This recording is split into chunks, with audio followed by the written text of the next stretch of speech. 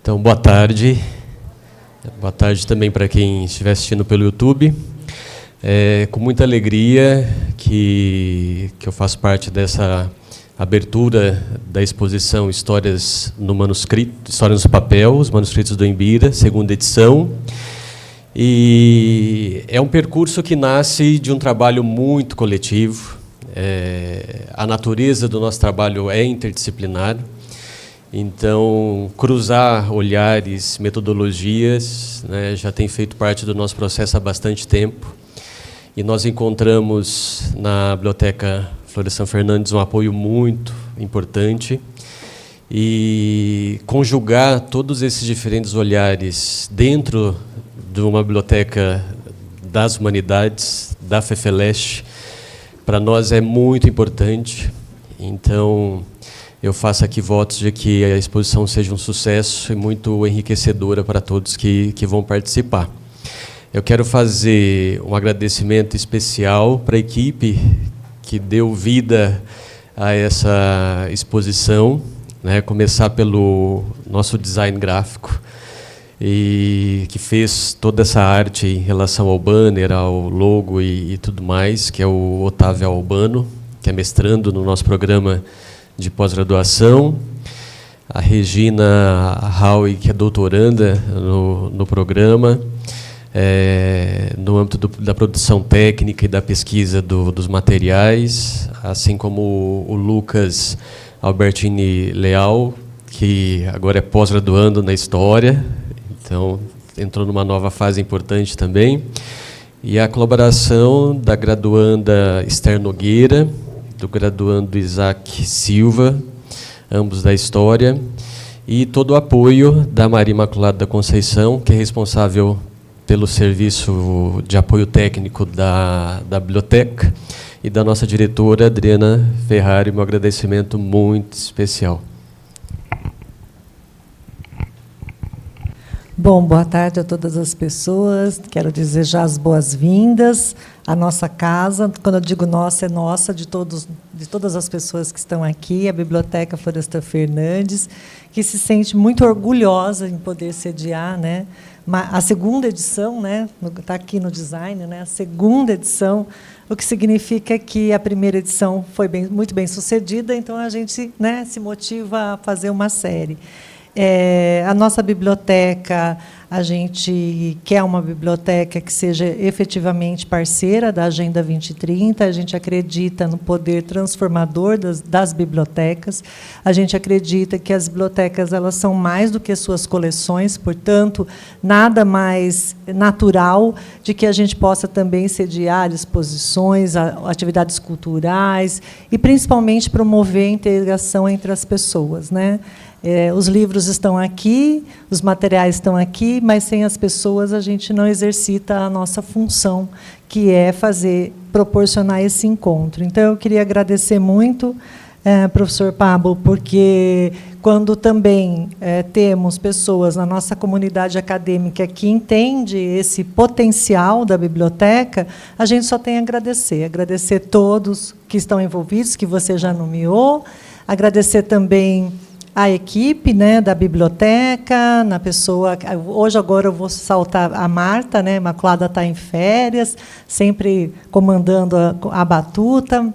Então, a Marta, toda a equipe, não só do SAT, mas de apoio, da zeladoria, porque todo mundo, quando tem um evento aqui, todo mundo se mobiliza, então é desde o pessoal da limpeza terceirizada, que quer deixar tudo em ordem aqui, a zeladoria, e toda a equipe, de maneira geral, se envolve, né, direta ou indiretamente. Então, eu quero agradecer a toda a equipe, mas, sobretudo, agradecer a presença de vocês, né, que aceitam esse convite, aceitam estar aqui, aceitam investir tempo, porque a gente sabe que o tempo é o insumo mais precioso, a gente está sempre fazendo escolhas, então a escolha de vocês eu agradeço para a gente poder ter essa tarde aqui e continuar, né, na série, já fica convidado, eu quero um dia a gente falar, estamos na 50ª, sei lá, acho que vai ter que... Estamos na 50ª, mas... Quem estiver, força no maxilar, força no botox. Mas aí a gente vai estar aqui e eu tenho certeza que a semente que a gente vem plantando vai frutificar, então sempre teremos espaço para as pesquisas da história no papel e tudo mais. Muito obrigada. Muito obrigado, Adriana. Ok. Há uma pergunta aqui nos une, que é como a materialidade e o sentido se configuram nessa trajetória. E, fazendo parte de um curso de letras, nós estamos acostumados a olhar o texto e ver as pessoas que escreveram esses textos, entender um pouco dessa trajetória, das experiências humanas, e, ao longo desses anos, estamos descobrindo também que o suporte do texto também conta uma história importantíssima. E é justamente dessa necessidade que o Embira, o Laboratório do Papel, nasceu e conta hoje com uma equipe muito significativa, que tem desde a área de letras, história, física, estamos atraindo a química, a FAO e diversas outras áreas que conjugam o mesmo ideal de entender, né, cruzando esses olhares. E hoje também é com muita alegria que nós abrimos, então, a exposição com uma palestra que coloca em diálogo dois polos da análise, né, uma feita por meio da química, outra por meio da física, e com maneiras bem diferentes de chegar ao mesmo fim, que é entender o que o papel pode contar para a gente dessa história. E nós vamos começar, então, com uma fala da Alessandra Ramalho, que é especialista em laboratório, atua na Central Analítica do Instituto de Química, que é uma central muito importante, justamente por todas as prestações de serviço e análises que tem feito ao longo desse processo, e com quem também nós criamos já um diálogo, e esse diálogo tem sido muito rico para chegar a algumas respostas que ainda estão por ser construídas. Agradeço muito, Alessandra, ter aceitado o convite. E, em seguida, a fala da Alessandra, nós teremos a fala da professora Márcia Risuto, que é professora titular do Instituto de Física, e tem o outro polo, então, de análise, justamente num laboratório também de muito alcance, que é o LACO-PC, né, e vai também contar um pouco dessa trajetória que já, com o Embira, é bastante significativa. Então, Alessandra, por favor, fique à vontade.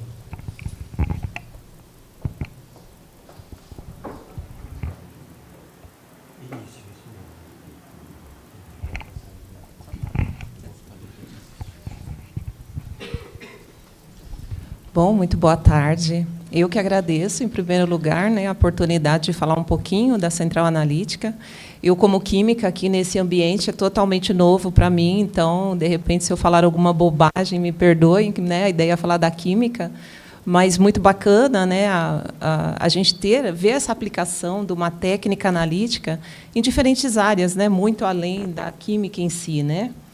Então, eu vou falar um pouquinho sobre a microscopia eletrônica de varredura, né, que é um sistema que tem por objetivo fazer estudos de materiais, analisar imagens, né, porque você pensa numa folha, num papel, uma folha de sulfite, a gente inicialmente pensa muito na questão do suporte de uma mensagem, né, de uma mensagem, de uma imagem do que quem escreveu estava pensando, o que sentia e tudo mais. Mas o papel em si ele tem muitas características física, química, que contam também história, contam o momento, conta várias coisas de acordo com a nossa curiosidade, né? Isso é um infinito e a pesquisa se baseia na curiosidade, né? Então vamos lá. Bom, antes de falar exatamente da microscopia, eu vou apresentar rapidamente o que é a Central Analítica, né? O nome correto, o mouse aparece lá? Não, né? Ah, aparece. Tá. O nome correto é Centro Analítico de Instrumentação da Universidade de São Paulo, mais comumente conhecido como Central Analítica, né? Então, é um centro onde a gente tem diversos equipamentos instalados, né? Equipamentos aí, geralmente, de alto valor de aquisição, complexidade de manutenção e operação, que é aplicado e totalmente aberto a todos os campos do conhecimento, né? Então, tanto a Universidade de São Paulo, outras universidades do país e também de fora do país utilizam a nossa central analítica. Ela é totalmente aberta, um docente faz um cadastro e passa a utilizar as ferramentas que ali nós temos. Então, fazendo uma demonstração aqui, a gente tem diversas técnicas analíticas, né, ali representada, e especificamente hoje nós vamos falar da microscopia.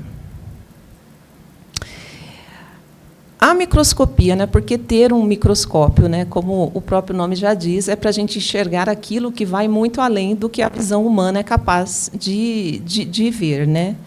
E aí nós temos diversas ferramentas, né, desde aí uma lupa, que já é um grande auxílio para se descobrir novas coisas, um binóculo, uma luneta, um telescópio, e assim por diante. Isso vai aumentando de acordo com o grau daquilo que você busca conhecer. Da mesma forma, aí a gente tem um microscópio óptico, né, que todo mundo já viu, esse azulzinho, né, que também já te fornece grandes informações. E, ao lado, a gente vê aí o microscópio eletrônico de varredura, que é o que nós temos instalados lá na central analítica, que, inclusive, está aberta, se futuramente alguém quiser conhecer, tudo é possível. Muito bem, mas o que difere aí um microscópio óptico do microscópio eletrônico de varredura? No microscópio óptico, basicamente, acho que todo mundo já teve a experiência em algum momento aí de ver o microscópio óptico, mas a gente tem uma luz, né, um conjunto de lentes, e que a gente vê a interação ali com a sua amostra, e aqui na ocular você vai observar aquele objeto ampliado. Quando a gente pensa no microscópio eletrônico, a ideia, a gente podemos pensar ele da mesma forma, né? Só que, ao invés de usar a luz, esse microscópio ele tem um feixe de elétrons, né, que ocorre a emissão do feixe de elétrons. Esse feixe de elétrons, eu não consigo ver o mouse. Está aqui. Tá. Esse feixe de elétrons, né, tem todo um conjunto aqui de uma construção, mas a ideia é que ele incida sobre a amostra, o material que eu estou analisando, faça uma interação com o material, de acordo com as características, e eles retornam aqui para o ambiente externo com diferentes nomes, né? Não vou entrar nesses detalhes, porque não convém. Mas, se a gente colocar aqui algum tipo de detector que possa ver cada um desse conjunto de elétrons, a gente vai ter determinadas informações, né? Geralmente, para a área do papel, a gente quer ver mais a questão da superfície, morfologia e tudo mais. Antes de falar do papel, eu trouxe algumas imagens para instigar um pouco a nossa imaginação, né? Então, eu coloquei aí 2 imagens que, rapidamente, se alguém quiser falar, ou quiser chutar, ou pelo menos pensar, né? O que vocês imaginam que seja isso? Dá para imaginar? Posso passar? Pelo menos pensa na cabeça. Eu acho que é tal coisa. Vamos lá. Isso aqui é a patinha de uma joaninha, né? Ninguém poderia imaginar. Olha que beleza que é, cheia de detalhes. Eu trouxe um conjunto de imagens, tá, gente? Vou passando que... As 2 são da patinha? Não, uma é patinha, a outra é o olho de um mosquito. O mosquito, às vezes, é feio, mas olha o olho na microscopia, como é algo maravilhoso. Lindo, né? Mais um conjunto de imagens. Vou dar só uns 5 segundos para cada um falar assim, eu acho que é tal coisa. Acho que é o quê? Cabelo. Temos cabelo. As 2? A segunda. Maravilha. Olha a mulherada como está ligada. Já sabe a imagem do cabelo assim de longe, né? Muito bem, é cabelo. A primeira é uma sujeira de casa, de uma varreção. Então, se a gente vê, aqui no meio, inclusive, tem um fio de cabelo perdido aqui, ó. Tá? E aqui o cabelo em mais detalhes. Mais 2. Lindas essa. Eu amei as 2 imagens, são maravilhosas. Acho que essa aqui primeiro é fácil de imaginar o que seja. Vamos lá. Vamos ver se alguém acertou aí, pensando. Um espinho de cactus.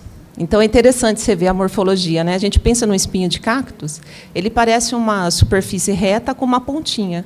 E a hora que você olha na microscopia, ele é todo assanhadinho, assim, né? Não sei qual é o termo. Tá? E aqui o pólen do cactus. Então, veja como a imagem é diferente, né? Ele também é espinhudo, assim, mas já é uma outra estrutura. Vamos lá, temos mais. Essas duas também são maravilhosas. Não dá para ter ideia, né, do que seja, é um mundo muito microscópico. Asa de borboleta. Olha a organização, como é maravilhosa. E aqui, mais na área química, isso é um óxido de zinco, se não me engano. Mas veja como é maravilhoso também. Está acabando. Mais duas. Vamos lá. Antena de mosca. Tá? Então, cada situação dessa, a gente tem as imagens, porque é uma pesquisa que está em desenvolvimento. Há alguma pergunta a ser respondida no mundo microscópico. E o que é interessante, eu acho, é que um novo mundo se abre. Parece tão impossível, mas, quando você vê a imagem, é um novo mundo se abrindo, novas perguntas, né? E essa aqui, eu espero que ninguém ache que está comendo um monstro depois, mas isso é uma folha de couve. E é tão interessante que aqui, essas partezinhas são os estômatos da folha, né? Os estômatos são aquelas estruturas, né, lembrando da biologia, que a planta faz troca gasosa com o meio ambiente, a planta respira. Então, aqui é exatamente isso que nós estamos vendo. Então, é bem interessante, né? E, para finalizar, se eu não me engano, mais duas imagens lindas também. Aqui de uma formiga, que foi tirado lá no nosso microscópio. E aqui que a gente chama de nanorods, que são estruturas aí de nanométricas, né, que têm as suas aplicações. Muito bem. Como que a gente prepara a amostra, né? Então, vou tomar aqui como exemplo o material que chegou para a gente, que era um pedaço de pergaminho e um pedaço de papel, né? Essa era a pergunta, né? Tentar ver a estrutura do que a gente tem lá dentro. Como que a gente prepara essa amostra? Primeiro, a gente pega um pequeno fragmento, né, do papel. Aqui, esse suporte tem 1 centímetro de diâmetro. Tá? Mas esse papel é enorme para a microscopia. Eu só preciso algo do tipo 1 milímetro de amostra, não mais do que isso. Tá? E eu coloquei ela aqui só como demonstração, mas o que nós recebemos mesmo são esses pequenos fragmentos, né? A gente coloca nesse suporte e aplica uma camada de ouro em cima. Pode fazer com e pode fazer sem. Quando a gente fez sem, mas agora eu tenho as imagens com recobrimento, porque, lembrando lá naquele princípio que eu coloquei, é uma interação dos elétrons com a amostra. Então, ele depende de condutividade elétrica para conseguir uma boa imagem. Tá?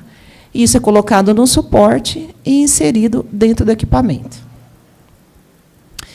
E aí, agora que vocês já estão craque em saber de imagens, eu trouxe aqui para vocês verem, para vocês pensarem o que é papel e o que é pergaminho. Está com 250 vezes de aumento, obviamente muito pequenininho. Está um pouquinho difícil de ver, eu vou aumentar um pouquinho. 500 vezes, ajudou bastante?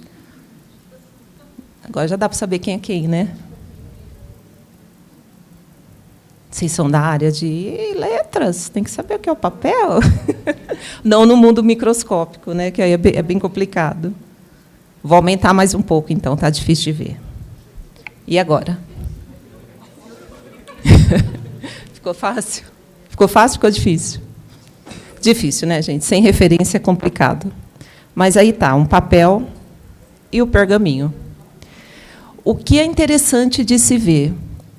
As estruturas são bem diferentes, né? Às vezes você olha no primeiro momento, não aparece tanto entrelaçamento. No papel, você vê muito mais fibras. Esse papel é um papel antigo, não é um papel recente, né? Mas você vê ele bastante fibroso, né? Bem típico da celulose envolvida, e aqui a superfície do pergaminho bem diferente. E ambas estão no mesmo aumento, né? Mesmo nível de detalhamento. Aqui mais um exemplo, ó, que está numa publicação, né? Então, você vê lá, a gente tem um pergaminho aqui do século XVI, certo?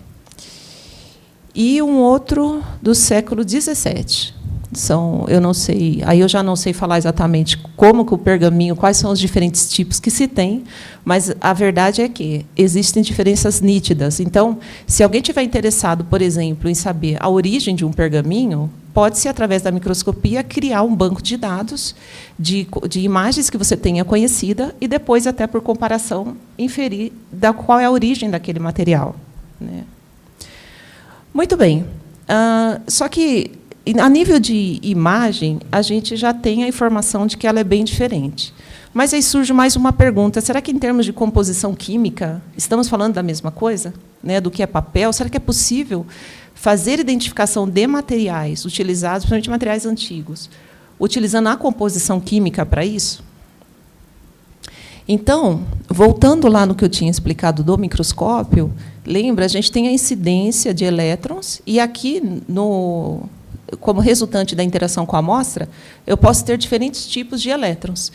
Durante esse processo, é formado o raio-x. Então, se eu colocar aqui uma observação para raio-x, eu vou ter a composição química da amostra.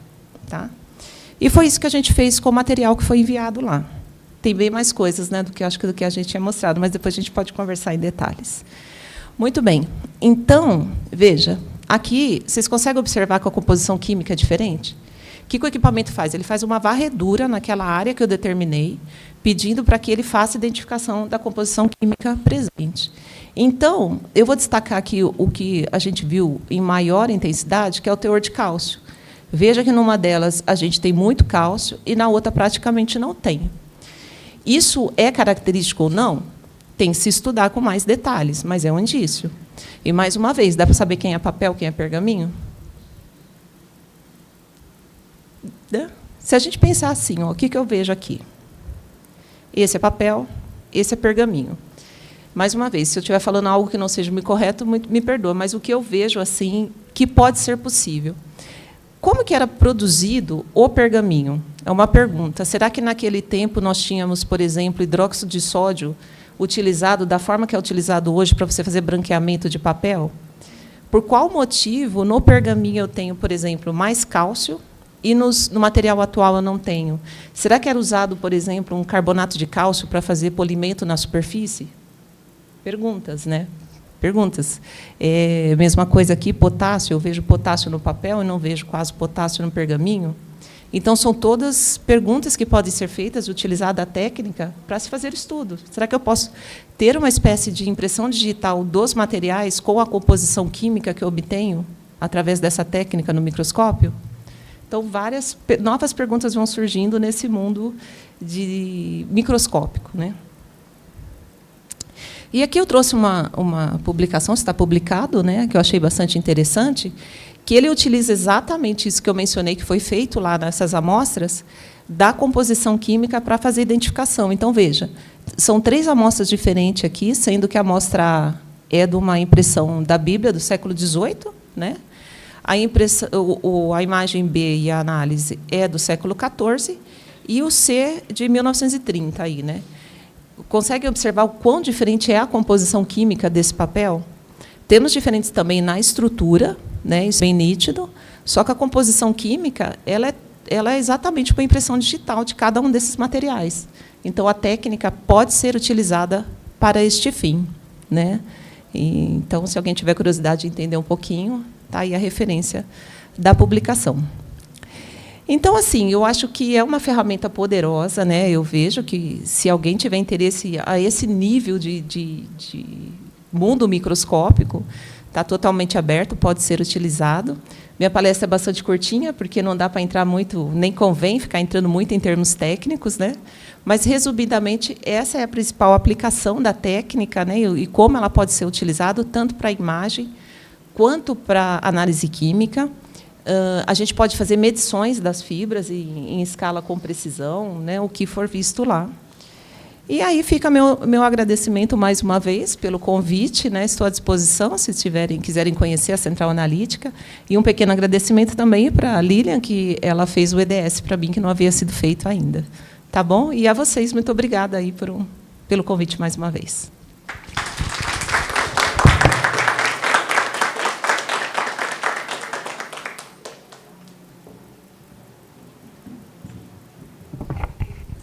bom. Há um universo por trás de tudo isso que instiga as curiosidades.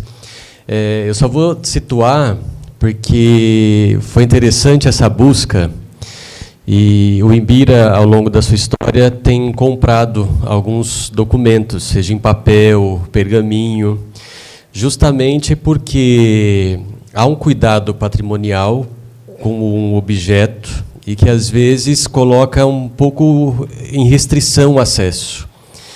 E a ideia aqui, como nós somos um curso que procura também formar profissionais, então garantir o acesso de uma maneira diferenciada, questionadora e justamente pensando em diversos processos, um desses documentos, depois de analisado pela física, levantou justamente essa dúvida.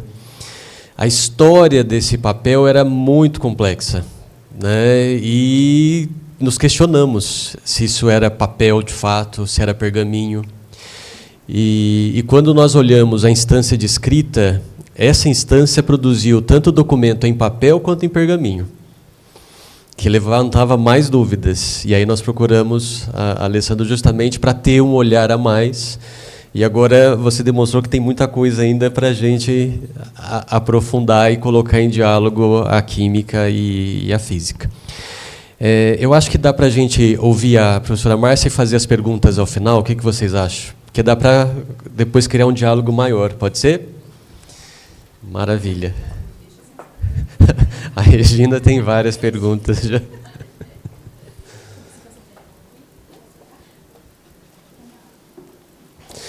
Aproveitando, no dia 13 haverá um workshop sobre conservação e restauro com a conservadora Marlene Lack. E nós temos um link de inscrição. Quem quiser depois pode acessar pelo QR Code. Então vai ser no dia 13 aqui, às 14 horas. A Marlene trabalha atualmente na Biblioteca Mário de Andrade e também é uma referência, né, nesse setor, e é mais um privilégio para a nossa exposição, que a gente só está trazendo a nata da nata. Então não estamos de brincadeira. Márcia, fica à vontade, então. Primeiramente, eu gostaria de agradecer, né, o convite para participar desse evento. Acho que divulgar sempre essa interdisciplinaridade é muito interessante. E agradecer a parceria, né, Pablo? É muito importante dizer que também sem os papéis, a física, né? Ou seja, sem os materiais, sem os objetos para serem analisados, as técnicas ficam perdidas, né? A gente precisa realmente dessa parceria e dessas análises.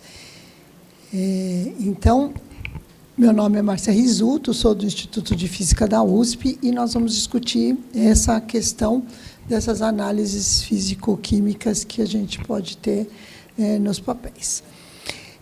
Só contextualizando, né, na realidade, esse é um grupo de pesquisa que estuda o suporte papel. E a gente tem um grupo de pesquisa no CNPq, e a vontade é sempre crescer no sentido de ter mais temas pesquisados, mais alunos envolvidos, e essa parceria entre a letras, história e a física.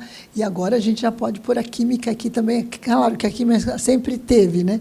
Mas no CNPq em particular, a gente não tem um membro da química, mas já podemos colocar, né? Acho que a ideia é essa.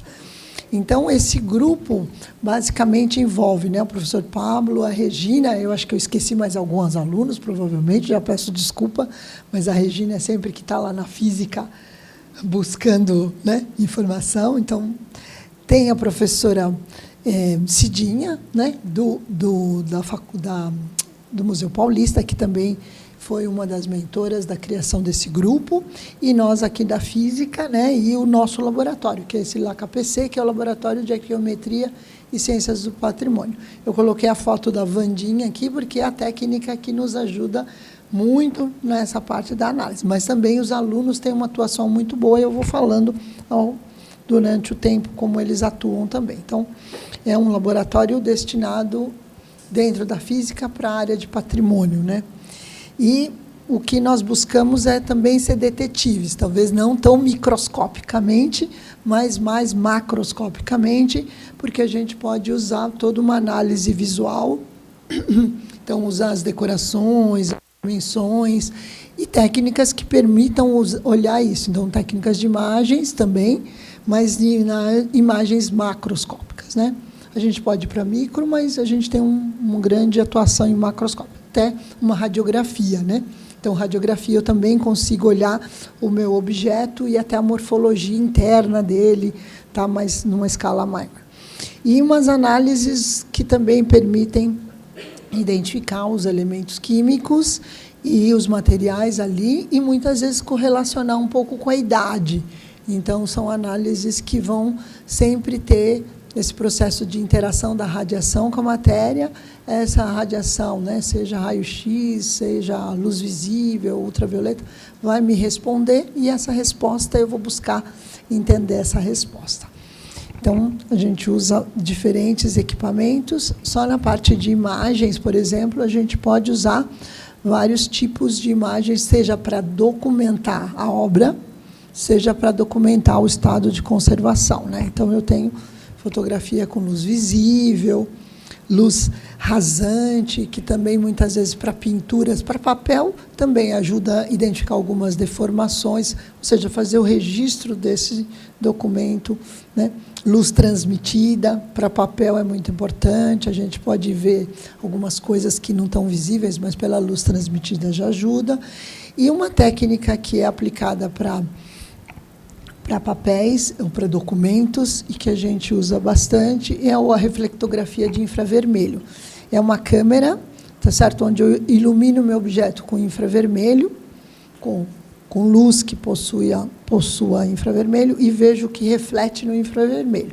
Tem uma câmera especial, e ela vai trazer uma coisa bem legal, que é o que está escondido. Então, num caso de uma pintura, o desenho primário do artista. Num caso de um documento, talvez algumas modificações que aconteceram com aquele documento. Um escrito a lápis, ou um apagado que pode ser relido. Então, para a documentação é muito importante também. E eu trouxe um exemplo, que é um exemplo que nós fizemos com o Museu Paulista, numa caderneta do Adrien Tonnet, que era um daqueles viajantes de 1823, e que essa caderneta foi encontrada junto com ele, quando ele morre aqui no Brasil, e essa caderneta foi restaurada pelo Senai. Então, uma parceria entre o Museu Paulista, a Física e o Senai, e ainda o Instituto Hercule Poirot, a gente conseguiu mapear essa caderneta, tentando buscar informações que aparentemente estariam escondidas ali. E aí eu usei a técnica de infravermelho.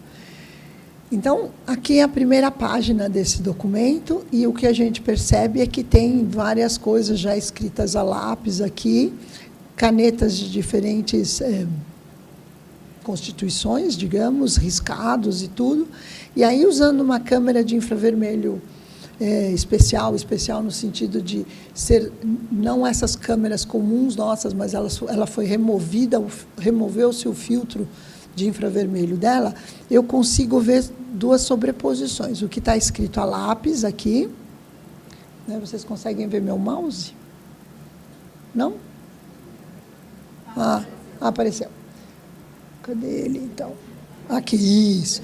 Então, ele não está... Ele está aqui, mas não está aqui. Tá bom. Então, eu uso aqui. Então, tenho o lápis aqui e o escrito, a tinta aqui.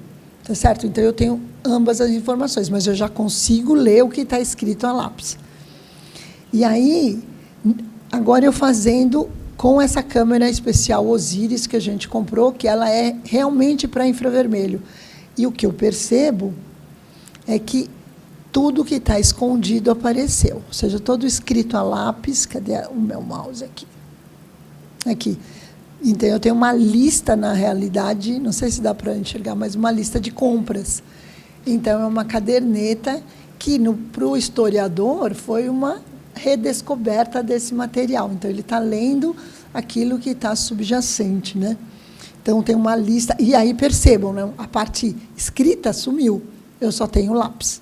Então, essa câmera ela fica, digamos, mais eficiente para materiais à base de grafite e carvão, onde a nitidez fica muito melhor. E aqui, regiões onde está extremamente borrado, né? A tinta ferrogálica está totalmente, digamos, danificada, né? com corrosões e degradações, o lápis embaixo está bem nítido e pode ser todo lido. Então, isso está num site, e você tem várias páginas escaneadas com infravermelho, o historiador pode ler agora o que está aí embaixo, que é uma outra história, ou seja, outras informações do que está na superfície. Então, isso é uma técnica de imageamento que a gente usa para documentos, papéis, é bastante útil. A gente também tem uma proposta de fazer análise in situ. Então, a gente pode pegar os equipamentos e levar para o próprio local onde a obra está localizada para fazer análise. Então, aqui é uma análise de fluorescência de raio-x, ou seja, eu excito o material com raio-x e vejo os elementos químicos presentes. Eu não preciso coletar amostra nessa análise e eu posso levar o equipamento para o próprio museu. Aqui a gente está no Museu de Itu, fazendo uma análise de papéis, de documentos que estão vinculados a um arquivo, os inventários produzidos entre 1850 e 1900. E esse já é um trabalho já, né, com o Pablo, com a Cidinha, e nesse haviam questões específicas que era determinar, ou seja, se a gente conseguia ver diferenças entre esses papéis, se a gente conseguia aprender um pouco, seja dos materiais ali presentes, seja do estado de conservação e descobertas desse papel. Eu sei que houve, então, uma parceria entre o pessoal da paleografia, está todo mundo trabalhando junto ali, né?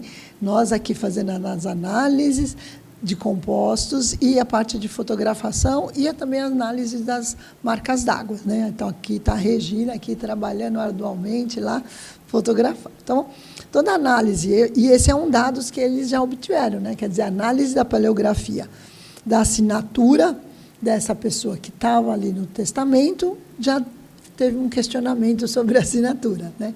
Houve uma questão de que podia ter sido feita em algum momento, comparando, né? E se eu falar besteira, vocês me corrijam, mas que eles perceberam que havia uma adulteração, ou seja, parece que o irmão andou assinando pela irmã. Mas isso são... Então, mas, de novo, né, essas informações vão somando a história do objeto e constituindo, digamos, enriquecendo as informações. E outra coisa interessante que nós vimos é as marcas d'água, né, Regina? Aqui estão as marcas d'água aqui. Cadê meu mouse aqui? Aqui. As marcas d'água que foram identificadas. E aí eu aprendi uma coisa bem legal, né? Eu era como uma aluna pequenininha, ao maço era aquela folha em que eu abria, escrevia, ia na biblioteca. E ao maço, na realidade, é um fabricante de papel, e por isso está lá o logo dele, né? Que é o maço. Então, isso eu aprendi um monte de coisas. E isso vão seguindo. Então, uma outra produtora de papel é o Enrico Magnani, que era um produtor. Então, nós começamos a perceber quais eram os papéis que circulavam no Brasil. Claro que a gente está datando esses documentos pela assinatura do documento, mas o papel pode ter chegado aqui no Brasil períodos um pouco antes, né? Mas nós estamos usando como referência as datas dos documentos. E aí a gente começa a perceber, e essa era uma proposta desse trabalho, identificar as fontes papeleiras que estavam nesse período ali circulando, quais papéis circulavam no Brasil naquele período. E aí a gente tem esse tomar também, então 1875, então por luz transmitida a gente tem aqui a marca d'água. Isso, apareceu meu mouse. A marca d'água aqui. Em outros também, ele comeu aqui 1905, acho que é. Tem também o Prado e o Tomar, E aí a gente começa também a ver variações dessas marcas d'água, tentando correlacionar com mudanças na produção, né, papeleira desses documentos. E outra técnica que nós usamos foi o imageamento com luz ultravioleta. De novo, a luz ultravioleta, para caso de restauros, ela torna muitas vezes evidente as regiões de restauro. Então, de novo, quando estamos querendo ver materiais originais, materiais, digamos, de restauro, a gente tem que saber diferenciar. Então, a luz ultravioleta serve para isso, e particularmente aqui, nos surpreendeu, deixa eu achar meu mouse aqui, cadê ele? Me surpreendeu esse tom mais esverdeado, ou que essas capas tinham em relação às outras folhas internas. E isso levou à suspeita de que esse papel tivesse algum material associado na sua superfície. E aí nós vamos fazer a próxima análise, que é essa análise de fluorescência de raio-x. Então, fluorescência de raio-x, eu tenho aqui, cadê o meu mouse? O meu tubo de raio-x e o meu detetor. Eu excito a amostra desexcita, emite raio-x, e ela me diz, é como o EDS da microscopia. Ele me diz se tem cálcio, se tem ferro, se tem zinco, quais materiais existem naquele ponto que eu estou analisando. Eu posso fazer vários pontos, processar esses pontos e ver qual é o comportamento dos elementos químicos naquele papel, naquelas tintas que eu estou analisando. E o que a gente tem é uma coisa que é um gráfico, é um eletrocardiograma do meu papel, daquele ponto que eu medi. E eu apontei aí que o zinco está alto, ou seja, eu tenho bastante cálcio, enxofre, cloro, cálcio, pouquinho de ferro, manganês, bastante ferro e zinco. Isso, não, comparando com os papéis desse mesmo conjunto, não tinha tanto zinco. E aí a gente começou a vincular esse zinco com um material de tratamento de, sei lá, desinfectação de alguma coisa, e aquela capa que provavelmente era a que estava mais exposta, foi a que recebeu maior quantidade de zinco. Então, esse zinco não é do papel, mas está relacionado ao acervo, ao procedimento de guarda desse material, né? E aí, também, a gente fez outros pontos. Aqui é o Prado 1875, e olha, só para vocês verem, aquele zinco não aparece aqui, tá certo? Então, eu tenho lá mesmo. Então, meu papel tem cálcio, tem ferro, tem enxofre, e esses são os elementos químicos que eu posso fazer. Tem um pouquinho de alumínio, que está aqui. Cadê meu mouse? É difícil olhar de um lado e não achar o mouse, mas está aqui no comecinho. Alumínio, silício. E isso começa a sinalizar para nós que pode ter um processo de produção diferente desse papel. E aí o que a gente faz é sistematizar. Então, só não é para assustar, mas, olha, aqui eu tenho esse conjunto de dados da obra Magnani, 1869. Depois eu tenho 3 pontos medindo no Magnani, 1875, e assim cada papel. Então, tem 3, 4, 5 pontos em cada. E eu peguei cada elemento químico. Então, o zinco. Onde está o zinco? Muito forte naquele papel do Magnani de 1875. Então, os outros papéis não têm zinco. Vamos ver enxofre. O enxofre tem presente em quase todos os papéis, particularmente esse papel do Prado de 1904 tem uma quantidade mais de enxofre.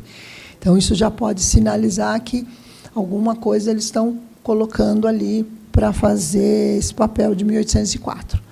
Aí a gente fez sistematicamente. E uma coisa interessante que aparecem é, por exemplo, cobre. Cobre só está aparecendo nesse papel de 1800. Eu não estou enxergando aqui. Vocês enxergam aí? Ok. Esse último, 1800 e pouco, tem cobre, que tem titânio, que tem alto potássio. Então, essa correlação já pode dar uma indicação de que esse papel diferencia dos outros pela sua constituição química. E então, eu não estou pegando a amostra e posso fazer um monte de pontos. Então, sistematicamente, esses pontos estão me sinalizando a chance de ser verdade, ou seja, de estar vinculado, sim. E aí a gente começou a perceber que alguns papéis têm alguns elementos mais fortes, outros não. Então, isso começou a dizer para nós, por uma técnica, quais são os elementos químicos presentes ali e que eles estavam mudando a sua produção. E mesmo papéis de mesma marca d'água, de anos diferentes, tinham produções, ou seja, eles estavam mudando ou clareando mais. E aí a gente tem também outras técnicas que eu não trouxe aqui, mas que também são técnicas composicionais, que podem reforçar a ideia dessa, digamos, o manuseio do papel e o que eles estão colocando dentro do papel para melhorar a qualidade ou para branquear. Então, dá para fazer um estudo sistemático até de papéis. O próximo coisa que nós estamos fazendo dentro do laboratório também é desenvolvimento de instrumentação, né? E aí teve um projeto de análise de documentos que foi feito pelo pessoal de Rochester, em que eles construíram um equipamento que você, digamos, ilumina o objeto com vários comprimentos de onda diferentes, e, através desse mapeamento com as várias iluminações, eu posso olhar os materiais que estariam nesse documento e correlacionar isso, tentando descobrir, de novo, pinturas, desenhos escondidos, coisas apagadas, riscos.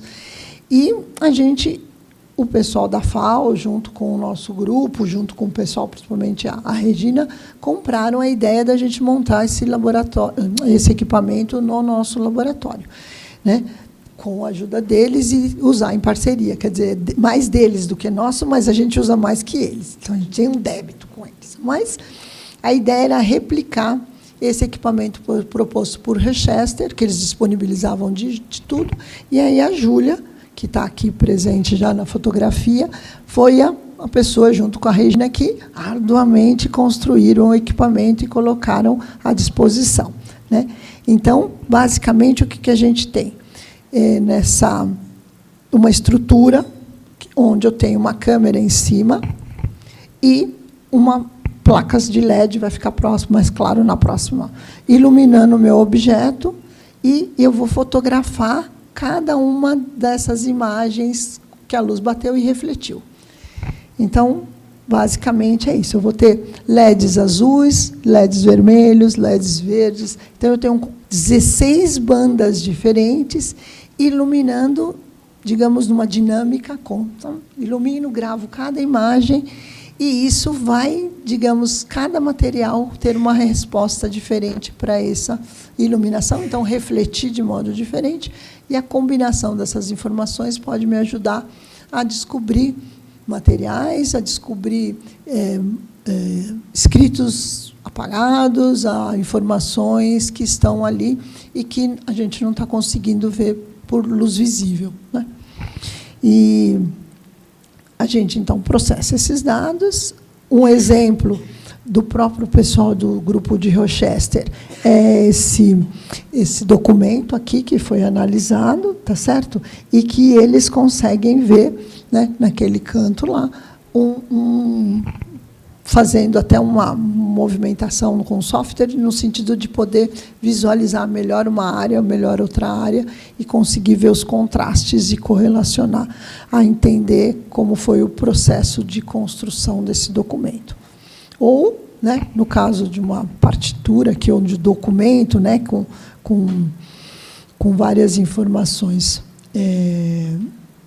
escritas e simbólicas ali, né, tem o D desenhado, também a gente pode processar e pode analisar estatisticamente. Então, claro, tem uma parte matemática aqui, mas o software ele já foi meio desenvolvido para permitir isso.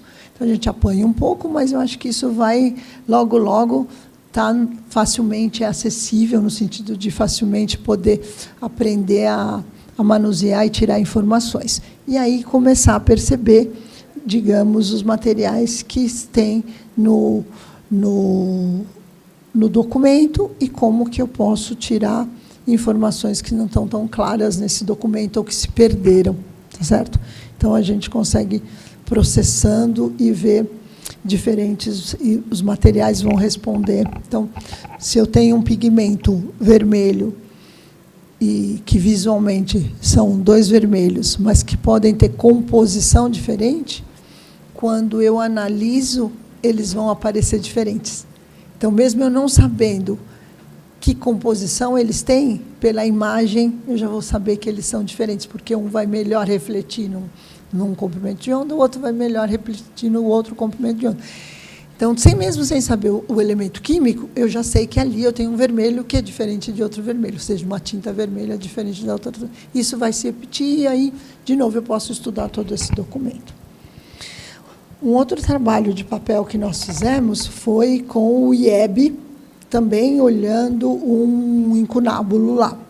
E nesse trabalho também, que foi feito, né, com a Lúcia Tomé e o pessoal, né, a Mônica, a Daniela do IEB, buscava-se olhar as marcas d'água. Então, nós encontramos várias marcas d'água nesse incunábulo. E aí, aqui, a gente mediu os pigmentos também. Esse trabalho, a gente não tinha o MICHA ainda. A gente só mediu os pigmentos. Então, a gente fez 8 fólios. E aí, a gente fez a mesma coisa, né? Então, o azul, né? O azul está em azul, então eu percebo que ele tem bastante no cobre, então a tinta é um azul de cobre. Mas o verde também tem cobre, então o cobre, o pigmento verde é de cobre. O rosinha, que é o vermelho, que a gente encontrou nas várias folhas, ele é à base de chumbo. Então, eu tenho tanto o vermelho de chumbo, o verde de cobre, o azul de cobre mais arsênio. E o arsênio, está vendo? Apareceu lá no canto. Então, essas combinações dos elementos químicos que eu estou identificando, eu consigo correlacionar o pigmento e eu posso correlacionar o período histórico que aquela obra foi produzida, né? Esse incunábulo tem, né, uma riqueza de pigmentos ali, e a gente conseguiu identificar esses pigmentos e poder entender um pouquinho os pigmentos. Existem várias aplicações, eu vou passar um pouco mais rápido agora, até porque eu estou estendendo bastante, mas é assim, sempre eu posso estudar vários materiais, vários objetos, então livros, documentos, e identificar que eu tenho, digamos, pigmentos brancos de cálcio ou de osso, né? Eu posso identificar folhas de ouro, eu posso identificar materiais à base de cobre. Então, essas análises permitem que eu vá identificando os diferentes materiais que tem naquele documento. E, no caso de, por exemplo, nessa Bíblia de Gutenberg, eu posso verificar qual a variação que eu tenho entre os elementos químicos do papel, seja na frente, seja no verso, seja na tinta utilizada. Então, serve para papel, mas serve para as tintas que são utilizadas. E aí começar a ver, e com essas informações pode-se voltar a pensar no restauro, no estado de conservação, entender por que aquela folha talvez esteja mais degradada que a outra. Então, mudou a tinta, mudou, alguma coisa mudou. Então, isso é possível.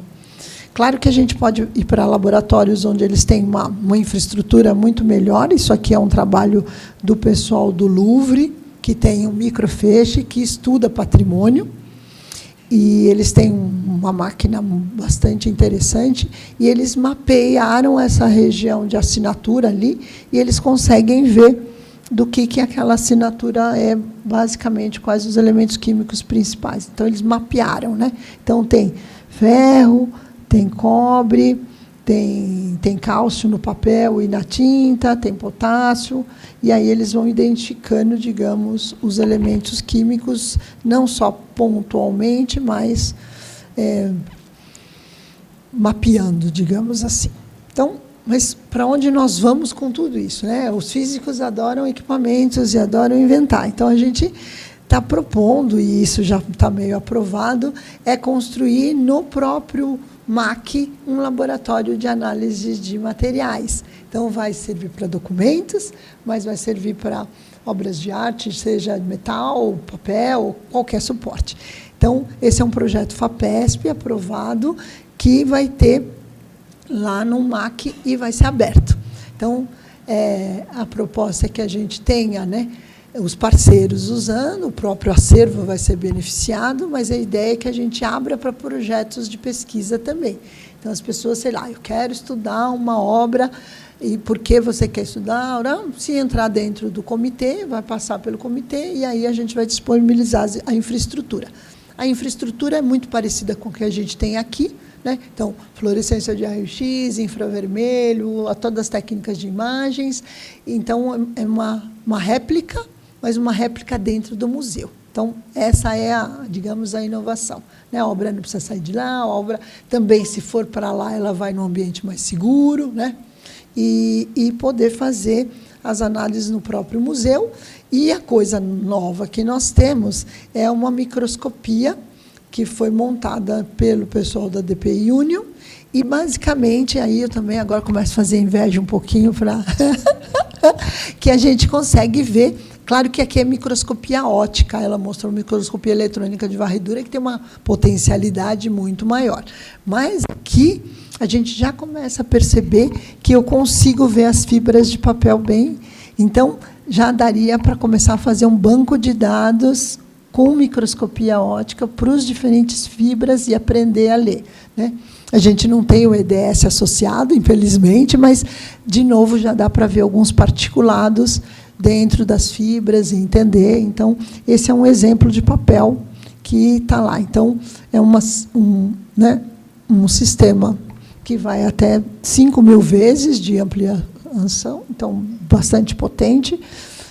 Então, tem uma mesa, mas também tem uma outra mesa para escanear. Então, eu consigo pegar uma folha de papel, um documento, escanear microscopicamente e ter toda essa informação microscópica, construir. Então, isso vai dar digamos, um avanço nessa parte, né, de microscopia bem legal também, porque eu vou poder olhar com bastante detalhes. E aí, claro, quando precisar, a gente corre lá para a química para mostrar, para ver mais detalhes que vão surgir dúvidas. Mas tecido, obras de tecido, diferencial têxteis, isso já está, a professora Ana Magalhães já está assim, não vou fazer isso, vou fazer aquilo. Então, é uma novidade que a gente vai ter dentro do museu, que a gente não tinha aqui, e ganha uma praticidade que é ótimo, que eu também não preciso tocar no objeto, mas a gente não deixa de fugir a necessidade de uma microscopia mais profunda, muitas vezes, né? Porque vai ficar aquela dúvida, no nosso banco de dados pode não ser suficiente ótico, a gente precisa ir. Mas dá para ver particulados, dá para medir tamanho das fibras. Então, essa construção desse banco de dados vai ser bem legal. Bom, tudo isso não é possível sem toda a equipe, né, do laboratório, né? Tem várias pessoas que contribuem ali e elas são muito importantes porque tem muitos alunos que carregam, digamos, o piano, né? Eu vou lá, toco de vez em quando, mas eles que trabalham. Então, tem a equipe toda. Então, eu gostaria de realmente agradecer a todos e agradecer a vocês pela atenção e os financiadores por poder deixar a gente brincar com esses brinquedos interessantes. Muito obrigada.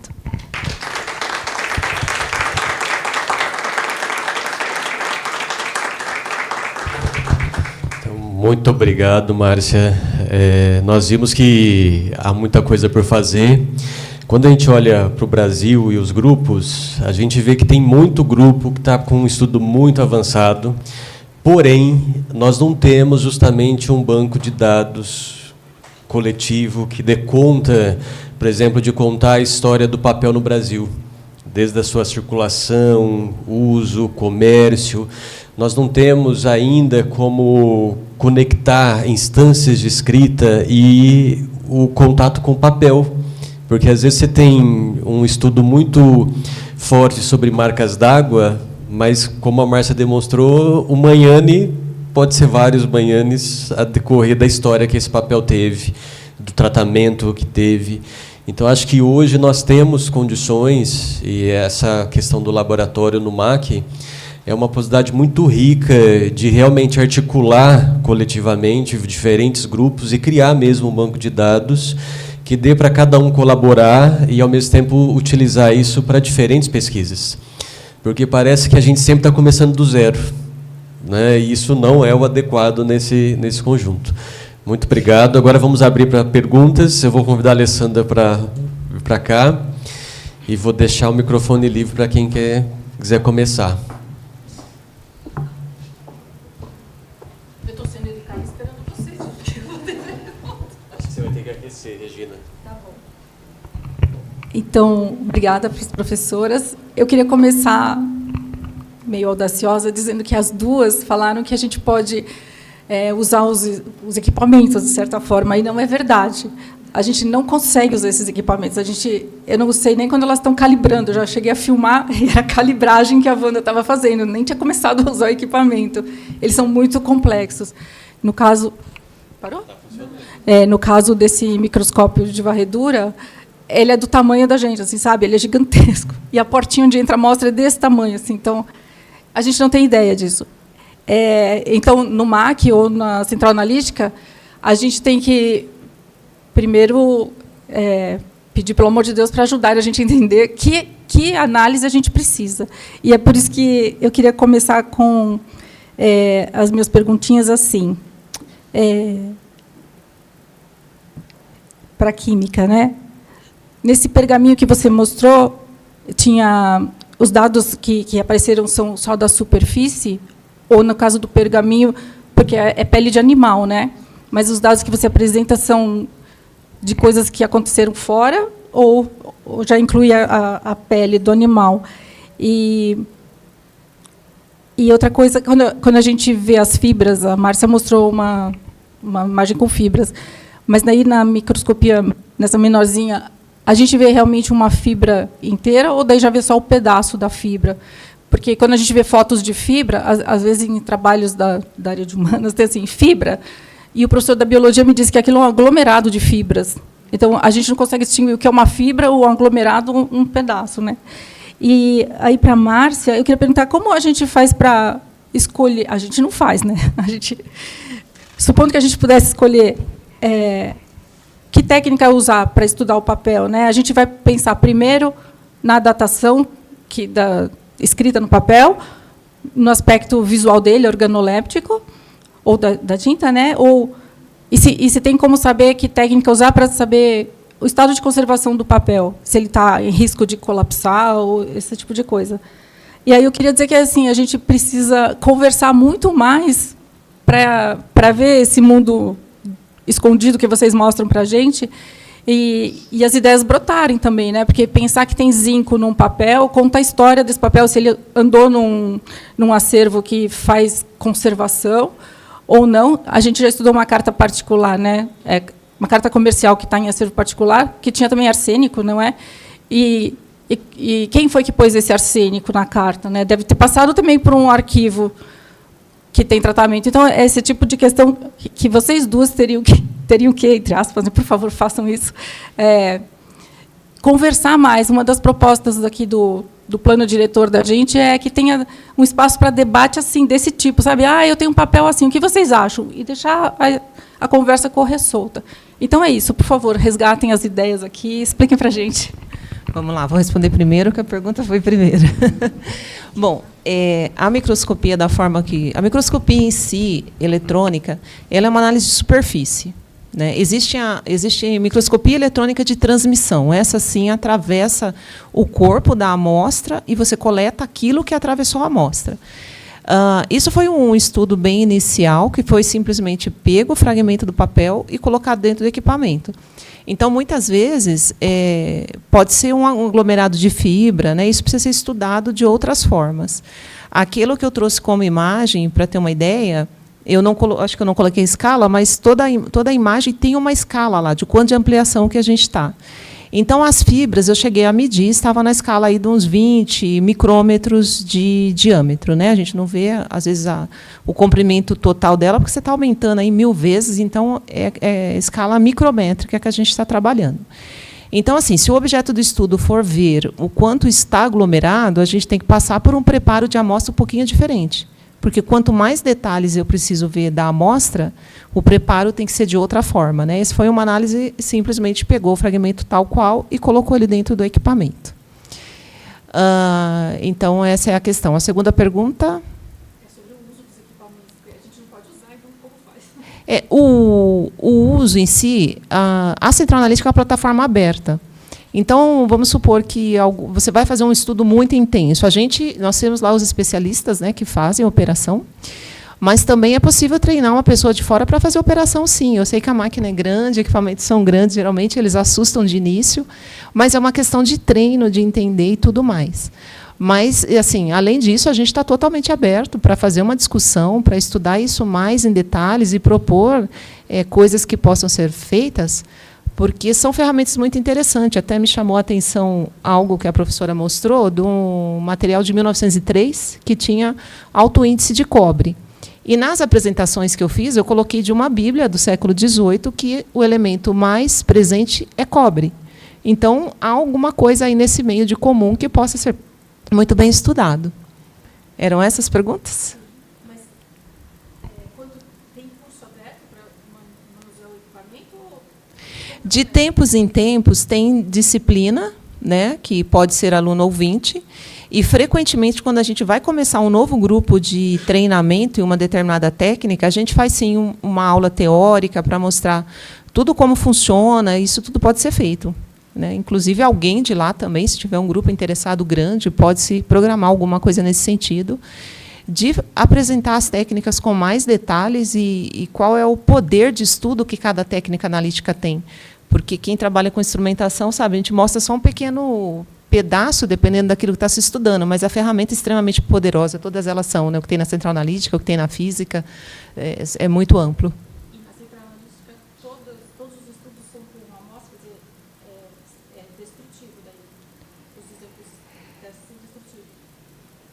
Depende. Geralmente são amostras pequenas. Por exemplo, no caso da microscopia, não tem como. Você vai precisar de um fragmento para colocar dentro do equipamento, para fazer uma análise de raio-x que foi feita. Já na instrumentação que a professora tem, ela já não é destrutiva. Você consegue fazer uma análise de raio-x, pelo que eu entendi, fazendo uma varredura. Então, tem técnica. Na Central Analítica, a maioria é destrutiva. Mas tem, por exemplo, infravermelho, que já não é destrutiva, preciso recuperar a amostra, mas não dá para pôr um fragmento grande do livro dentro do microscópio, porque realmente o espaço é bem pequenininho.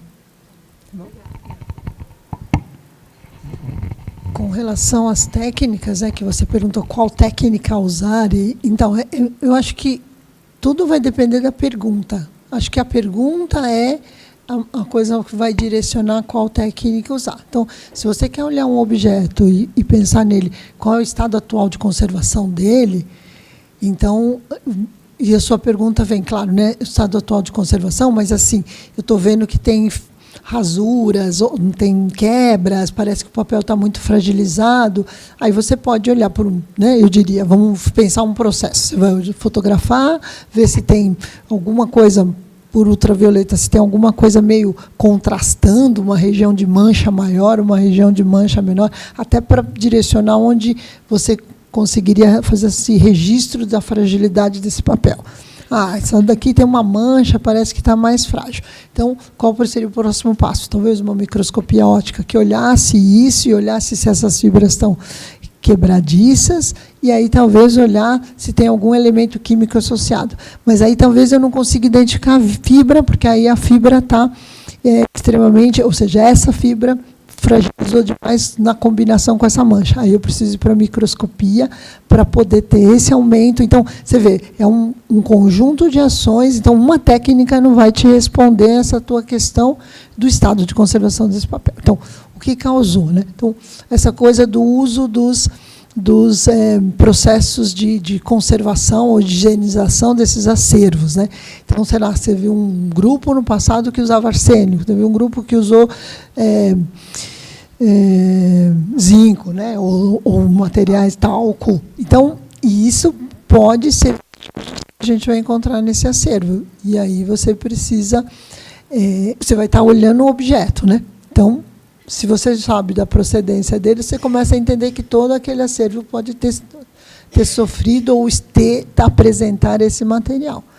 Então, arsênio, será que todo mundo daquela coleção, ou, né, parece que aquela obra, aquele folha que você, aquele documento seu, tem isso, mas é um filho único, não dá para dizer que talvez, mas pode contar um pouco a história de onde proveio aquele, né, documento. E isso pode ser digamos, um caminho para seguir, né? Essa questão de ter cobre em alguns materiais, alguns papéis. Será que pode vincular o período histórico? Então, de novo, se a gente tem esse banco de dados, essas informações, você começa a entender que pode ser um processo de produção daquele papel. Será que aí, de novo, né, a gente identificou cobre, né, viu que todas essas folhas têm, então essas folhas são diferentes, mas aí eu preciso buscar outras. Será que esse cobre está em particulado? Aí eu vou para a microscopia, eu vou lá para a microscopia olhar se tem o grão de cobre, entendeu? Então, as perguntas são na pesquisa, elas começa com uma e termina um monte.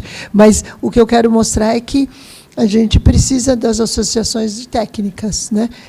Quando a gente fala, aqui eu vou pegar um pedacinho de papel, mas não tem jeito, dependendo da pergunta tem que ser. Eu vou, as técnicas da física ali vão até um limite, mas eu não consigo ver muitas vezes essa fibra, as quebras dela. Será que, né, eu consigo ter essa informação, né? Se que aglomerado de fibras é essa? E aí preciso de o banco de dados e juntando informações, né? Mas nunca uma técnica vai responder, e muitas vezes a pergunta ela vai se refinando. Mas depende da pergunta para decidir um pouco por onde começar, eu diria. Então, o MAC, por enquanto, ele está aberto, né? Tá tudo novo, a gente está começando. Então, a gente esse é o 2º ano do projeto. Esse ano a gente quase terminou todas as importações, né, porque muito material é importado. A infraestrutura está montada, a sala adequada, equipamentos instalados, e a gente agora, esse ano de 26, deve ser onde vão começar os projetos. Por enquanto, a gente não tem demanda, até um ou outro, então é uma época boa de começar. Eu não sei daqui a pouco o que vai acontecer, porque a ideia é que a gente vai abrir edital para os vários grupos parceiros que estão no projeto para submeter proposta de pesquisa e depois abrir. Então, né, conservadores falam assim, mas um conservador nunca tem acesso a esses equipamentos, conservadores particulares. Dependendo da problemática que ele tenha, se ele fizer uma boa proposta, por que não ser analisado lá nesse centro? A gente não quer fechar só para a comunidade da USP, não é isso, é só para os colaboradores, também não é isso, só para os outros museus. Pode, mas também pode ser que tenham perguntas interessantes que estão na mão dos restauradores, conservadores particulares, que podem ser propostos para serem analisados.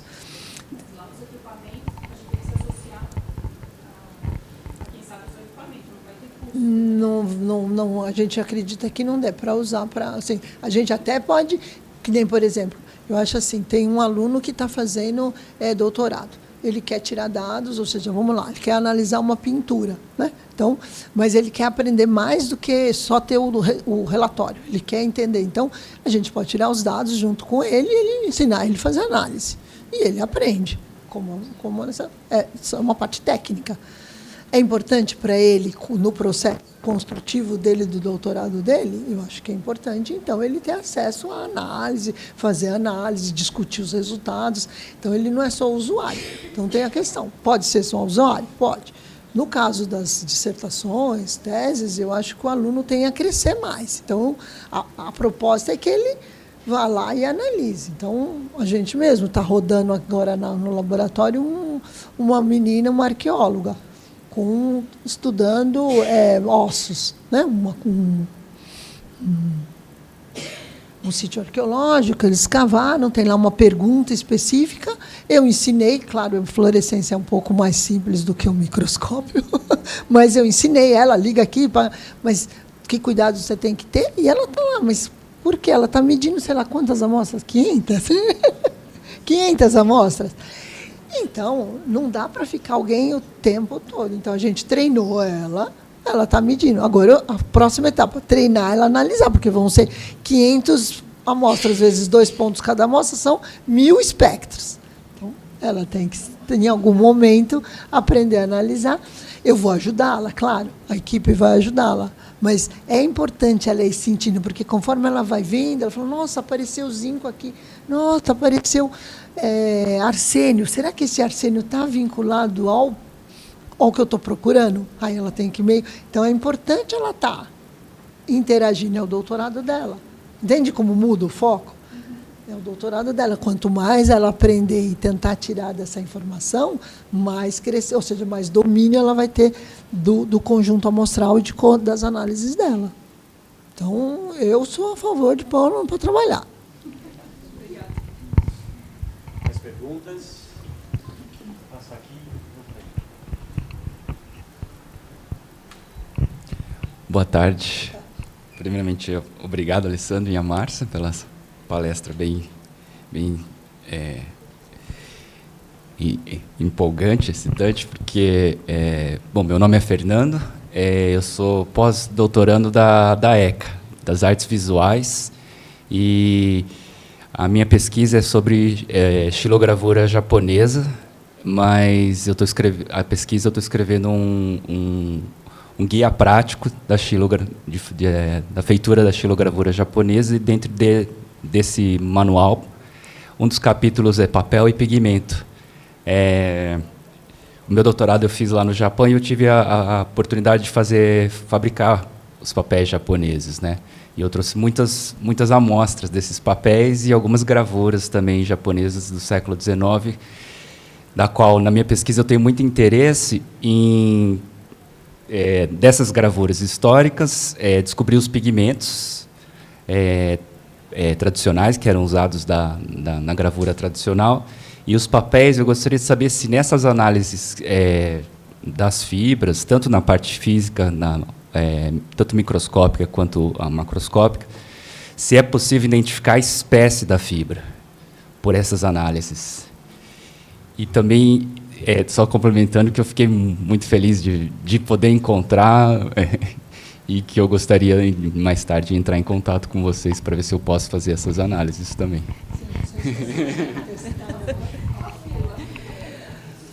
Olha, tudo é uma questão de testar, né? Eu acho que é uma questão de banco de dados.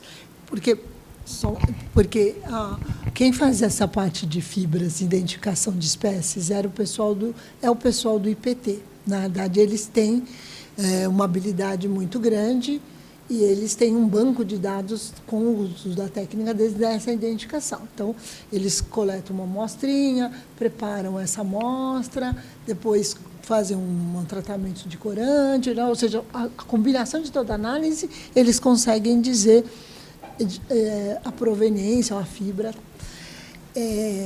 Eu não sei, talvez em microscopia, até que você consiga, como ela mostrou lá numa das imagens, pegar uma fibra e abrir e tentar olhar. Mas, para isso, eu preciso de banco de dados. Ou seja, ela só vai poder responder isso para você se ela souber ler que isso daqui é um pau-brasil, isso aqui é um muraná, isso aqui é um muraná, entendeu? Que fibras de materiais que estão lá. Que o pessoal do IPT já tem isso desenvolvido, porque eles fizeram anos isso. Com o avanço das outras técnicas, isso acaba podendo agora ir para... Mas vai precisar de banco de dados. Só complementando, eu não cheguei a trazer, por exemplo, a imagem de um tecido. Acho que eu mandei para a Regina. A imagem da fibra do tecido é totalmente diferente da do papel, né? E, claro, assim, eu conheço bastante de microscopia, mas não conheço muito de papel, né? É que nem a professora falou, talvez tivesse que montar um banco de dados. Mas eu estou supondo, né? Não tenho essa experiência, mas, de repente, será que a fibra de uma celulose sei lá, que a gente usa hoje em dia é a mesma, por exemplo, de uma fibra de arroz, que eu imagino que a cultura japonesa tinha, antigamente se fazia, provavelmente é diferente, a medida é diferente, textura é diferente, a parte interna, será que se a gente utilizar, sei lá, um ultrassom, alguma coisa para dissipar essas fibras e observar novamente, nós vamos conseguir ver a estrutura melhor, que nem eu mostrei, por exemplo, do fio de cabelo. Você vê que a superfície é diferente. E se eu olhar um corte transversal do cabelo, a imagem já é totalmente diferente. Então, realmente, é um estudo a ser feito e montado um banco de dados, né? a análise e a identificação da fibra é através de uma comparação visual de um banco de dados? Eu não sei se esse banco de dados existe, mas você teria que criar, por exemplo, eu imagino, né, sei lá, você tem de repente um material seu que tudo indica que é de fibra de arroz. Mas o que é uma fibra de arroz? Não, é que eu vou ter que olhar e ter um banco de dados para dizer e comparar a que idade ele era. A gente não dispõe desse banco de dados, né? Eu imagino que cada um. Não sei eu se andei tem. fazendo uma pesquisa e tem alguns museus que têm as fotografias. Se a gente fizesse, por exemplo, uma fotografia e comparasse com essas outras análises dos laboratórios, é possível identificar a fibra, eu vejo por exemplo? que o caminho é esse, Tá. né? Geralmente, se eles têm essas fotografias, eles têm, por exemplo, a escala em que ela foi obtida, isso é essencial, né? Para a gente estar falando da mesma coisa. E aí, assim, através desse banco de dados, eu acredito que é muito promissor você conseguir fazer uma identificação. E daí ela é visual? Análise. Visual. Tá, visual. entendi. Obrigado.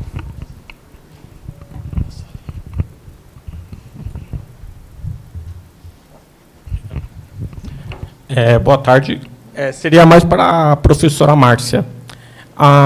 Antigamente, nas bibliotecas, bem antigamente, em biblioteca em coleções particulares, eles usavam diversos produtos para a conservação do material, contra traça.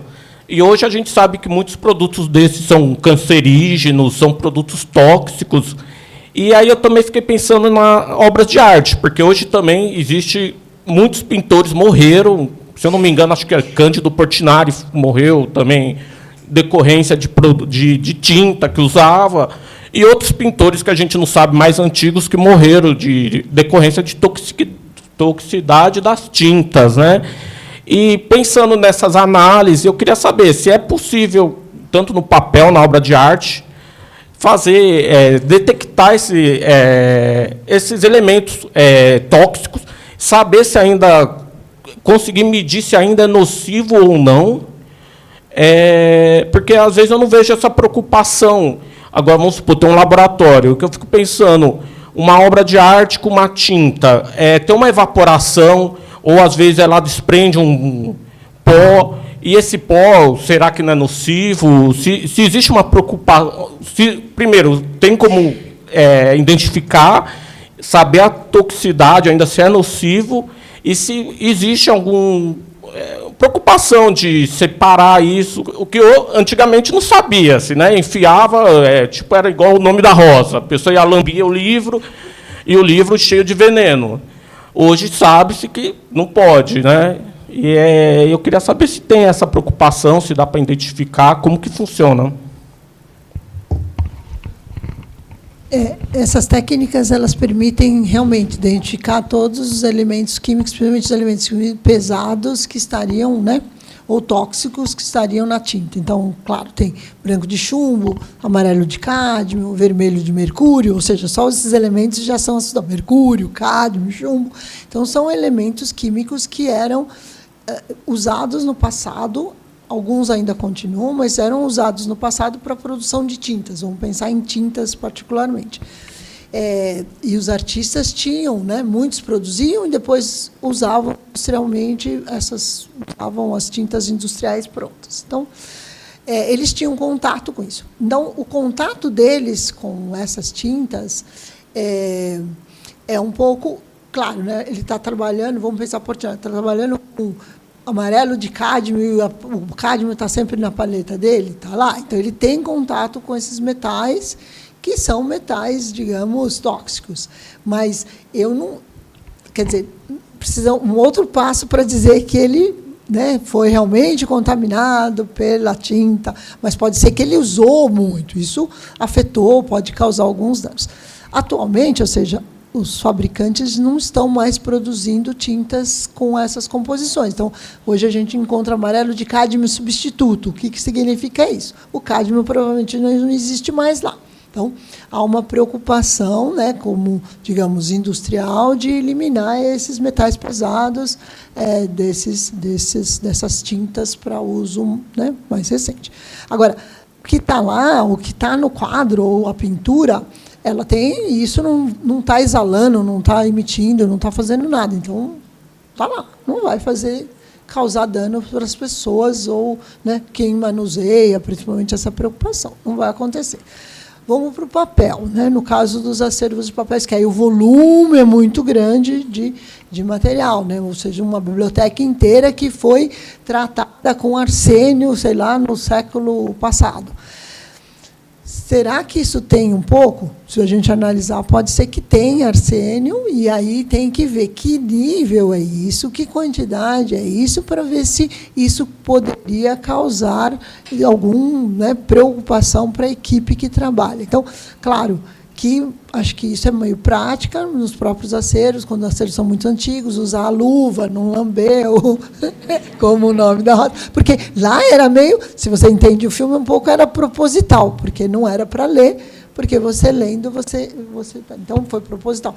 Então, mas podem, porque antigamente não tinha esse conhecimento, então tratávamos, né, com vários elementos químicos, ou seja, produtos químicos que poderiam impregnar um pouco, né? Então, pode ter acervos que tenham. Então, se há essa preocupação, tem que identificar e aí, digamos, fazer um protocolo de manuseio. Mas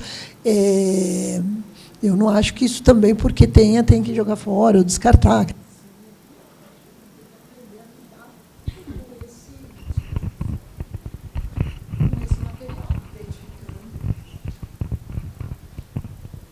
Então, as técnicas de hoje permitem essa identificação e trabalhar. Agora, não tem jeito, isso está na nossa história, né? Ou seja, usar vermelho de mercúrio era o vermelho que tinha disponível na época, né? Então, várias pinturas do século XIV, XV, XVI, tem vermelho de mercúrio, XVII, tem vermelho de mercúrio. Eles hoje estão estáveis, lá é estável, a pintura é estável, isso não vai estar exalando ou emitindo ou, né, danificando, não preciso me preocupar. Com relação aos inseticidas usados em alguns produtos químicos, talvez tenha que identificar e tentar pensar como higienizar, né, e cuidar. E você vê que, meio culturalmente, as coisas vão mudando. Houve uma questão, e é um exemplo que eu gosto de até dar numa aula, o arsênio, né, que é muito tóxico, e havia uma questão de envenenamento do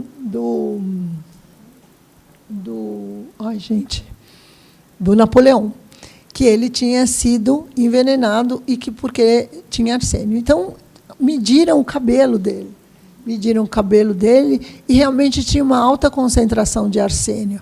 Só que todos os cabelos de várias pessoas do mesmo período também foram medidas e todo mundo tinha alta concentração de arsênio. Então, na realidade, essa concentração de arsênio era comum naquele período histórico, né, ou água, ou região, mas então não é porque eu tenho arsênio em alta dose no cabelo do Napoleão que ele morreu envenenado de arsênio. Ou seja, arsênio era um elemento químico presente naquele período histórico, na região, no uso, no dia a dia deles, porque outras pessoas também tinham alta concentração de arsênio. Então, é só um exemplo que a gente tem que também, né, encontrou, mas era comum, e aí tentar entender se não usar aquilo como uma conclusão meia, né? Então, eu acho que tem que ter a preocupação, e se a gente consegue medir hoje, pode medir e fazer esses controles, sim.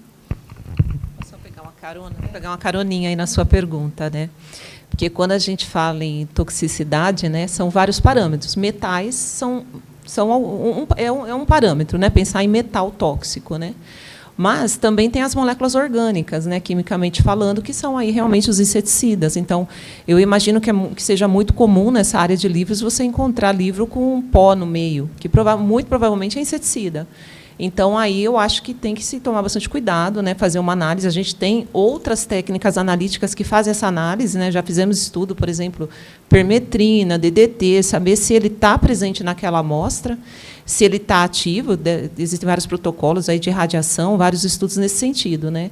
Mas existe, sim, técnica analítica para ver também a parte dos orgânicos, né? Que essas técnicas aí que a gente usa de raio-x, fluorescência, EDS, ela não vai detectar as moléculas orgânicas, até detecta carbono, oxigênio, mas não vai te dizer o que é, né?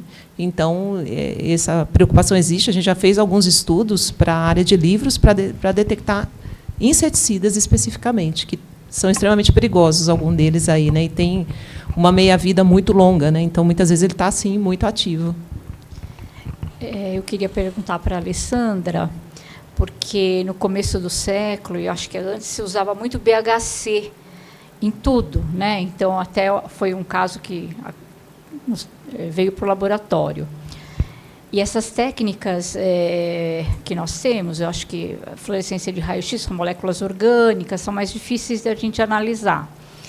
E no caso da gente ter uma amostra de papel contaminado com BHC em concentração muito baixa, e aí eu também sou química, mas não sou da área por exemplo, da cromatografia. Eu acho que seria acho que a técnica mais adequada seria a cromatografia, que é uma técnica também analítica, né? Sim, normalmente é isso. A gente faz uma extração e submete a uma cromatografia gasosa. No caso, a gente usa com o detector por espectrometria de massas. Então, além de fazer a separação dos compostos, a gente vai conseguir determinar qual é o peso molecular de cada um desses compostos, fazer uma fragmentação, porque, sei lá, você olha assim, eu identifiquei um composto de massa 250. Combina, né? Ele bate, de repente, com aquele meu inseticida que eu estou pensando. Mas quantos compostos orgânicos você pode ter de massa 250? Diversos. Sim. Então, a espectrometria de massas, além de detectar o peso molecular da molécula inteira, ela faz a fragmentação e, pelas quebras específicas, você tem a elucidação estrutural. Com isso, você consegue comprovar que realmente de que molécula nós estamos falando. Então, existe sim, a gente tem também disponível o que a gente chama de CGMS, e no caso, esse tipo de estudo. No caso de, por exemplo, a minha amostra ser na ordem de miligramas, por exemplo, eu tenho 10 miligramas de material, isso é possível? Para espectrometria de massas é 1 tonelada de amostra. Então, ótimo. A espectrometria de massas é o que é utilizado para testes de doping, essas coisas, né? Então, existem técnicas aí que pegam na ordem de ppb, ppt, e, às vezes, o que a gente tem na central analítica, na ordem de ppb, com certeza. Eu estou fazendo essa questão justamente porque, principalmente em acervo, é muito comum que se tenha contaminações, né, de BHC, mas de outros compostos também. E, às vezes, uma raspagem, né, no caso, se a pergunta for a questão da toxicidade ou a questão do que está degradando aquele acervo, essa é uma técnica que seria muito viável, né, e não é necessário quantidade de amostra, né? Então, assim, mais para deixar isso, como ele perguntou da toxicidade ou questões de degradação de papel, essa acho que é uma técnica que seria com grande potencial, né? Geralmente é um conjunto de técnicas, né? Até recentemente nós acabamos de fazer para uma pessoa exatamente um estudo desse tipo, que pegou por herança, alguma coisa assim, e tinha muito pó no meio desse livro. Você não vai mexer num livro que tem pó, né? Às vezes fala assim, vou pôr máscara, mas às vezes isso não é suficiente, né? Cada produto químico requer um EPI característico, né? Sim. E realmente foi feito um estudo, chegamos à conclusão de que provavelmente era algo mineral, né? Não foi feita a identificação total, mas a identificação necessária para saber se era, primeiro, algum desses metais tóxicos não tinha presente.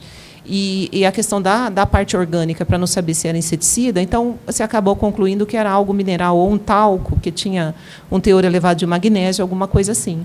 Mas, nesse caso, precisou de um conjunto de técnica, tanto a cromatografia, quanto uma técnica chamada ICP, que faz a identificação dos metais também, só que no nível de ppm, não em porcentagem, que às vezes outra técnica faz, né? Então, assim, a área da instrumentação analítica, ela é fantástica, poderosa, e que nem a professora falou, tudo depende da pergunta, né? Sim.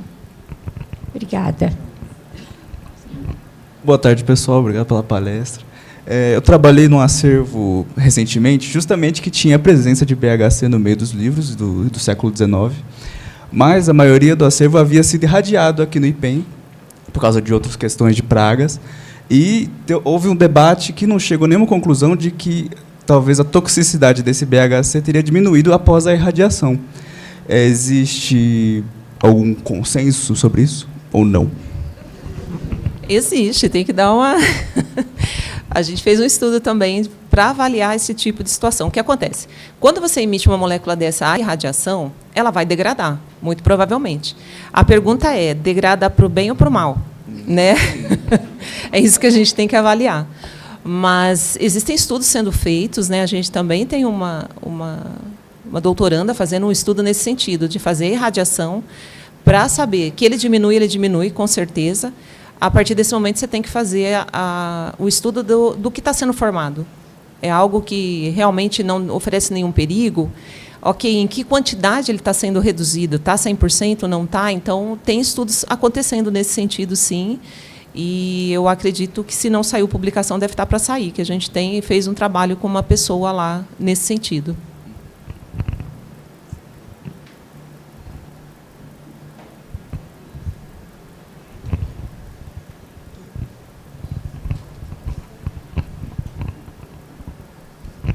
Oi, a minha pergunta é para a Alessandra. Você falou sobre a preparo de amostra com uma película de ouro. Eu queria saber o que dá o resultado com o ouro, sem o ouro, como é colocado esse ouro, como se é retirado e se pode ser reaproveitado. É possível fazer sem o ouro também, né? Até as primeiras imagens que a gente fez foi sem ouro. Quando você aplica uma pequena camada de ouro em cima, você está gerando condutividade à amostra. Então, quando você quer estudar em detalhes, você quer que o feixe de elétrons incida sobre sua amostra, mas não fique retido lá. Ele vai incidir, ver o que ele tem que ver, né, falando assim de uma maneira bem simples, e a gente vai coletar a perturbação que ocorreu nesse feixe incidente. Bom, o aplicar o ouro é uma que a gente chama de metalização, é um depósito de ouro. Geralmente, essa camada de ouro tem em torno de 10 nanômetros de espessura, né? Então, quando eu faço uma análise de raio-x, vai aparecer o ouro lá, mas eu não enxergo o ouro porque eu estou analisando uma escala micrométrica e estou com escala nanométrica na camada de ouro. E não é possível retirar. Uma vez que você metalizou, ele vai ficar lá, né? O que a gente tenta fazer é utilizar o mínimo de amostra possível, né? Então, como eu falei, assim, às vezes 1 milímetro já é mais que o suficiente para você fazer essa análise, mas não é possível retirar, não. Boa tarde. Parabéns, né, pela palestra de vocês. Eu gostaria de fazer uma pergunta para a professora, que eu já acompanho seu trabalho há bastante tempo. Por exemplo, eu já utilizei a fluorescência de raio-x num estudo com fotografias. Tá? E aí, assim, as fotografias do século XIX, obviamente, elas têm prata. Aí eu fiz o exame de fluorescência e fiquei decepcionada, porque, num processo, eu não achei prata. E foi muito frustrante, porque eu interrompi e não dei continuidade. Então, eu queria saber que outros exames eu poderia fazer, como entender isso, que uma fotografia não tinha prata. Tá? Essa é uma dúvida. E uma segunda, já vou emendar a pergunta, por que a gente não utiliza, por exemplo, a luz síncrotron, se a gente tem uma disponibilidade enorme no Sirius hoje em dia? Ou se é possível, ou se não é possível utilizar o síncrotron. Bom, acho que essa última é mais fácil, né? Assim, acho que o síncrotron é possível para análise de materiais. Eles aclaram, agora eles foram para um mundo mais nano. Eles saíram um pouco do micro, né? E estão indo mais para o nano. Mas eu acho que eles têm interesse, têm pesquisas ainda em análises de materiais, diferentes materiais. Só que eles estão cada vez, como, digamos, o custo de uma análise no síncrotron é muito alta, eles, para selecionar um trabalho para lá, tem que ser um trabalho que já tenha sido meio esgotado com possíveis técnicas aqui. Então, para eu poder pedir um período de máquina lá e usar, eu tenho que já mostrar que eu medi isso e respondi essa questão, e aí tenho essa questão que aí eu preciso de lá, e aí eu acredito que isso é mais fácil de aprovar. Se eu começo com uma pergunta que pode ser respondida de outra maneira, ali eles não vão te deixar fazer. Tá certo? É uma política que eles adotaram, dado o custo da infraestrutura e dada a demanda de propostas que eles têm, né? Então, eles trabalham um pouco assim. E agora ainda estão indo num mundo mais, digamos, nanométrico. Com relação a não ter prata, ou não ter essa prata nas fotografias, pode ser que elas estejam em baixas concentrações, né? Muito baixa concentração mesmo nesses objetos que esperaria ter, e a análise não conseguiu detectar. E aí eu acho que você tem que começar a pensar em estratégias na técnica, por exemplo, fluorescência com raio-x, colocar filtros para poder diminuir um fundo que a gente tem para poder ver essa baixa concentração. Eu tentaria isso. Se não tem, mesmo assim não tem, aí tem que repensar que outra viragem teria ali, que não é a viragem de prata, né? E buscar se tem outros jeitos de fazer essa fixação sem os sais de prata. Porque pode ser que, particularmente, essa coleção, ou essas obras tenham sido produzidas com baixíssimas concentrações de prata. E aí, eu não sei se você fez nas regiões claras, nas regiões escuras. Então, talvez o equipamento tinha um fundo alto que a prata está mascarada ali. Então, eu teria que trabalhar com filtros no equipamento para diminuir a prata. Então, eu fiz um trabalho com uma das alunas de mestrado e a gente fez um pouco isso. A gente trabalhou com filtros para poder ver o sinal de prata. E aí melhorou um pouquinho e a gente conseguiu ver. Mas a gente, por exemplo, chegou... Tem uma menina que está terminando agora e a gente foi no Museu Paulista, que seriam aquelas fotopinturas, né? O tema de pesquisa dela é fotopinturas. E a gente tinha lá, todo mundo catalogou a fotopintura, não vai medir nada de prata. Não, peraí, está errado. Põe filtro, nada de prata. E a gente se convenceu, e isso engana, porque parece, realmente, você olha assim e fala, é uma fotopintura, mas ela não tem prata. E não tem viragem, e não tem processo, então não é fotografia. Ou seja, a qualidade é tão boa. E aí a gente começou a ver que tinham duas obras que eram do mesmo ateliê e eram do mesmo jeito. Então, eles tinham... E aí a gente começou a ver algumas pigmentações, alguns chumbos, e a gente começou a dizer que não era uma fotopintura. Entendeu? Então, aconteceu já, da gente não encontrar prata na onde era supostamente uma fotopintura. Era uma pintura, era uma fotografia. Então, tem que... Mais perguntas? Não? Olha, é muito intenso, né? Muita coisa envolvida. Eu volto a agradecer, então, Alessandra, Márcia. Eu vejo que é uma perspectiva que vai gerar muito ainda pela frente de trabalho conjunto. E eu convido agora, né, para apreciarem a mostra de hoje até o dia 21 e o dia 13 com a professora e conservadora Marlene Lack. Então, muito obrigado e encerramos o dia de palestras.